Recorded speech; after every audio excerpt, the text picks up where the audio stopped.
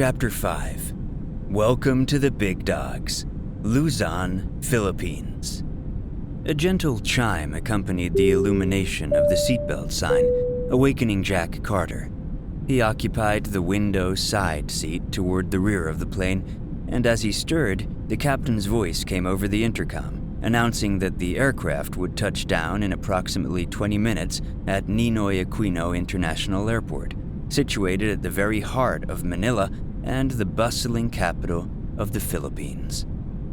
Eager to catch a glimpse of the approaching destination, Jack unveiled the plane's window, revealing a breathtaking view of Luzon Island below. The scenery that unfolded before him was nothing short of spectacular. Vivid, lush greenery sprawled across the landscape, punctuated by majestic mountain ranges, all set against the backdrop of crystal-clear blue waters. The sight was a stunning introduction to the beauty of the Philippines.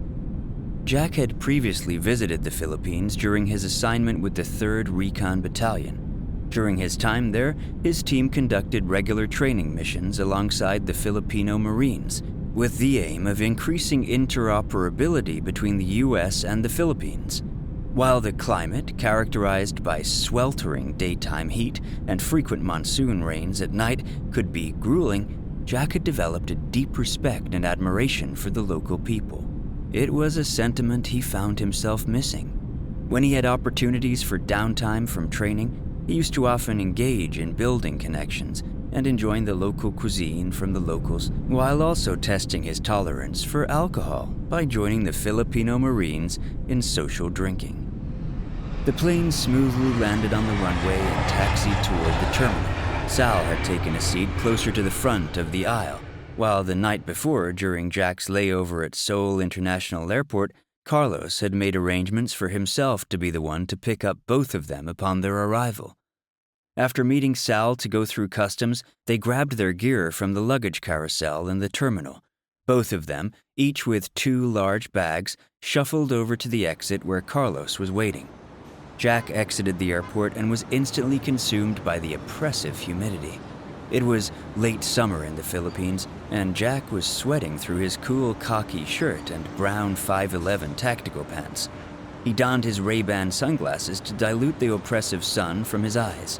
Since he graduated from the training course, the monetary bonus he received was worth the sim round to the gut and almost drowning. Despite his best efforts, he couldn't help but splurge a bit. Jack and Sal walked to the outside parking lot where Carlos sat behind the wheel of a gray Mercedes G-Wagon. One hand was on the wheel, assuming a tough guy stance amongst the crowd of busy people trying to catch their flights, while the other hand got comfortable with the Sig Sauer handgun he concealed behind the driver's side door.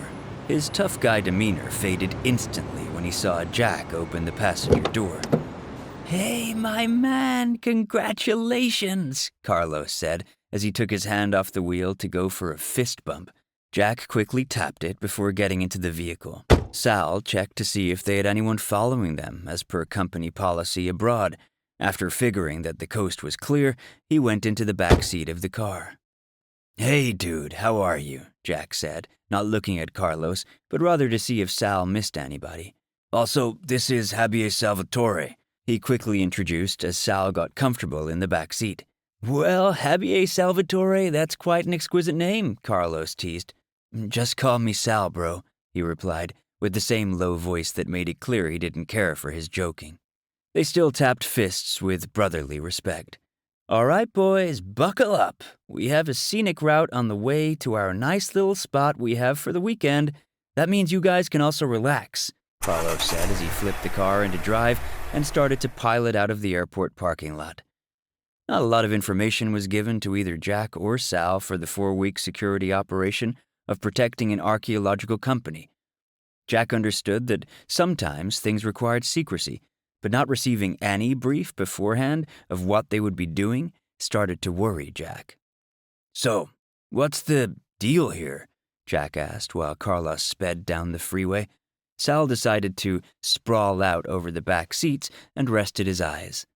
"Oh, so there's these archaeologists, Westpac, and this guy Dr. Taylor, who in my opinion is kind of an ass, but nobody told you that," he laughed to himself. He is bringing a bunch of other archaeologists to help excavate some gold down in Mindanao. There's a ship to carry the excavation gear and vehicles from Japan, so we gotta wait for them to get there, Carlos explained. And where are we going? Jack asked. Carlos smiled. The Subic Bay, baby. Carlos was referencing the area where Marines would land before going to training more inland. Carlos and Jack both remember fondly the night spent on the beach with the locals. Anyways, lucky for us, the ship gets here in 2 days, and the kids get here by plane tomorrow, so we have to pick them up, Carlos said, meaning the archaeological crew arriving to dig for the gold. What gold is here? Sal questioned from the back, with his eyes still closed. Oh, Sleeping Beauty, you're awake, Carlos said, feigning his amazement. It has something to do with this Japanese general from World War II? I don't know, I just hope I can get a little souvenir. They laughed as they sped down the highway. The route to Subic Bay was 2.5 hours. Jack gazed around, soaking in the beautiful crystal blue waters, coupled with the lush forestry and rolling mountains. The sky was clear, and the bright sunshine emboldened the life around him, from the trees to the people going about their day as they went through different towns. They drove through the mountain pass to reach the port city of Olongapo. The urban streets lay scores of nightclubs, karaoke bars, restaurants vending exotic foods, and markets dotting the streets in front of densely packed cement buildings. Cars and scooters buzzed along the roads, zooming past the trio's vehicle. The city had a bustling feel, although it was considerably smaller than the capital city of Manila. They arrived by the beach to see the place where they were staying.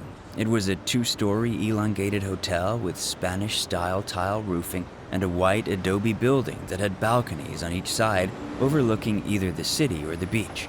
Jack, Sal, and Carlos exited the vehicle, stretching their legs and opening the back hatch to grab their gear. Carlos stopped them to reach for 2 black cases. Also, from the company. This little dig is pretty high profile around here, so the company is ordering us to be armed at all times, just in case somebody gets froggy. Jack and Sal opened their respective black cases to see a black FN-57 pistol with 2 10-round magazines carrying the special 5.7 by 28mm ammunition. You guys will get big guns when we get to Mindanao, but for now, keep these on you. The company did the paperwork legit, but I wouldn't wave it around for some of these cops or criminals to see, Carlos explained. The trio rolled into the lobby, which was ornate with tile floors and white adobe arches, opening up to a view of the waterfront on the other side of the hotel. Carlos checked them into the concierge and handed them their room keys. So, you guys are good for a bit, but you guys have to meet the rest of the security team, Carlos insisted. Matt is our team leader, and he's a good dude, so be over by the beach in about 2 hours. Jack carried his bag and went to his room on the 2nd floor. He bolted the doors shut and started to get comfortable. The room had a white carpet coupled with terracotta brown walls. A queen-sized bed with sand-colored sheets sat opposite a desk with a flat-screened television atop a wooden dresser drawer. A sliding glass door led to a balcony with a view of the beach and the sounds of gentle ocean waters. The bathroom had dark brown painted walls with a granite sink and a walk-in shower. Jack fell into his bed, letting the soft cushions embrace him.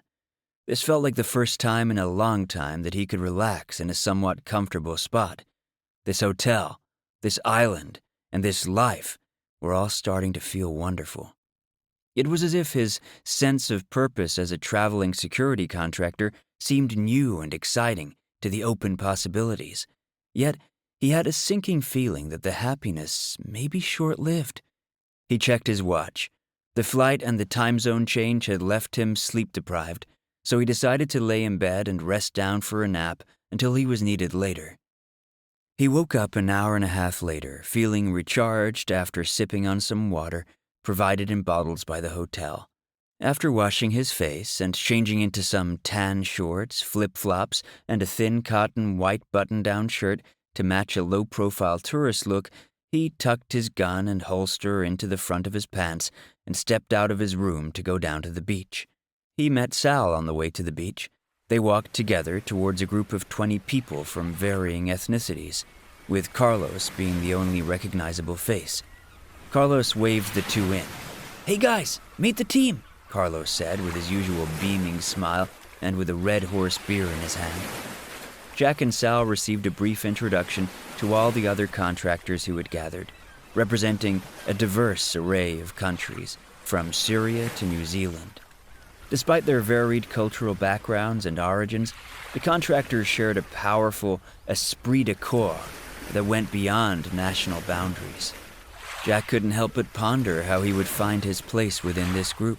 As the newcomers, alongside Sal, joining a paramilitary security team, he couldn't help but contemplate the potential challenge that lay ahead this afternoon. Amongst the diverse group, Matt showed himself to Jack and Sal. He was a taller, sandy-haired Australian with an unbuttoned island shirt and board shorts. In each hand, he carried a six-pack of Red Horse beer. "So, you two among you guys?" Matt asked with a heavy Australian accent. "Yes, sir," the two stated. "Oh, hell," Jack thought.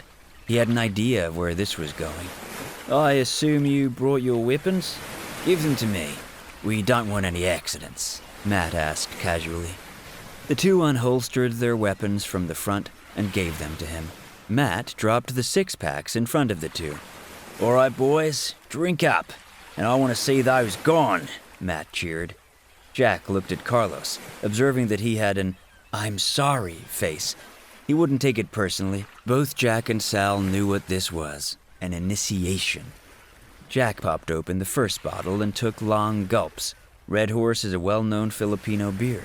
While it has only a slightly above-average alcoholic content, Jack hadn't eaten since he first boarded the plane over here. By beer 2, Jack was starting to feel the world spinning, while his body was lightening. The other members, including Carlos, were chanting loudly for him to compete with Sal, who was already on beer 4. Jack pressed on, as the sizzle of the carbonation made it burn to go down. By beer 6, his face went numb, and he felt his consciousness detach from his body, making it hard to control himself, let alone stand.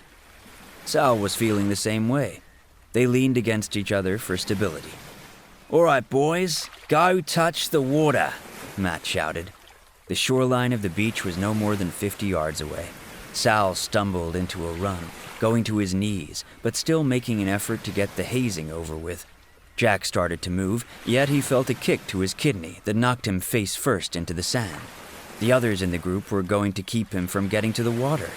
Jack, disoriented and struggling with the effects of alcohol, managed to rise onto all fours. He observed Sal being tackled to the floor amidst the backdrop of laughter, though the sounds were somewhat muffled by his inebriated state. He shook his head in an attempt to regain focus, but was abruptly kicked in the stomach, which forced the air from his lungs. Despite the pain, he instinctively grabbed his assailant's foot and shifted his body weight onto his knee, causing the attacker to tumble to the ground. Jack crawled over him, but the downed man clutched Jack's ankle. With a swift and precise kick to the jaw, Jack managed to loosen the grip, enabling his escape. He fought his way toward the water, but 2 more men intercepted him, blocking his path. Jack decided to drop to the ground and attempted to slide between their legs, deeming it his best option. However, one of the men lifted him and secured him in a rear chokehold, while the other delivered body blows to Jack's torso. Jack struggled to free himself from the chokehold, focusing on prying the man's arm away from his neck while bracing for the punches to his abdomen. He ultimately leaned backward, causing the man behind him to crash to the ground with Jack's neck still in his grasp. The sudden motion allowed Jack to roll out of the chokehold. He used the fallen man's chest as a stepping stone to propel himself forward, executing a high tackle on the other remaining opponent. After successfully rolling out of the tackle, Jack found himself mere yards away from the water's edge. However, he suddenly realized that Sal was nowhere in sight. Despite the sensation that his mind was still floating in a hazy daze, feeling the earth turn beneath him, he turned back to see Sal still locked in a struggle with his attackers who had piled on top of him. Driven by the instinct to aid his friend, Jack trudged back to assist, summoning all the strength he could muster. He managed to dislodge one of Sal's assailants, who had him in a rear chokehold, taking the man down to the ground. As he stood up to pull Sal clear, he noticed a larger and more imposing figure who had shifted his focus from Sal to confront Jack. In his inebriated state, Jack understood he stood little chance in this uneven match, but he steeled his nerves and made a resolute decision to charge at his adversary. In the midst of this chaotic struggle, Jack suddenly spotted someone emerging from his right, skillfully knocking into the legs of the formidable opponent. It was Carlos. With synchronized effort, both Jack and Carlos swiftly overcame the larger adversary, enabling them to race to Sal's aid as he wrestled to extricate himself from the pile of combatants. Yet the tumult didn't stop there. As they reached Sal, the remaining contractors rallied together, converging upon Jack, Carlos, and Sal in an unruly dogpile. For a few intense minutes, they all found themselves entangled, their collective weight making it increasingly challenging to move. It was then that Matt, with a keen sense of timing, whistled sharply, bringing a halt to the frenzied brawl. "Boys, let him up," Matt said. Everybody got off of each other. Jack and Sal were still struggling to recover due to intoxication, compounded with exhaustion and blunt force trauma. Carlos went back to help them up. "You boys got a lot of fight in you, I'll give you that," Matt spoke. "You're one of us now, and we had to know if you can handle yourselves when the bullets go flying. Jack Carter, is it? You went back for your boy. That's what I want to see. We all came here for the money, but that doesn't mean we lose who we are as warriors." That night, while everyone else went out into town, Jack and Sal were escorted to Carlos's room, where he supplied a normal saline bag intravenously to each of them. Both of them were struggling to stay awake as they lay in the same bed. "Thanks for the help," Jack struggled to say. Carlos laughed and smiled. "Just like old times, dude," Carlos said, grabbing Jack's hand with a firm grip. "Amigos sin razon?" Carlos tested. Familia sin sangre," Jack managed to say while nodding off. Carlos was preparing to go out. Where are you going to sleep?" Jack noticed and struggled to form the words. "Don't worry, dude. I'll find a bed somewhere," Carlos winked before shutting the door.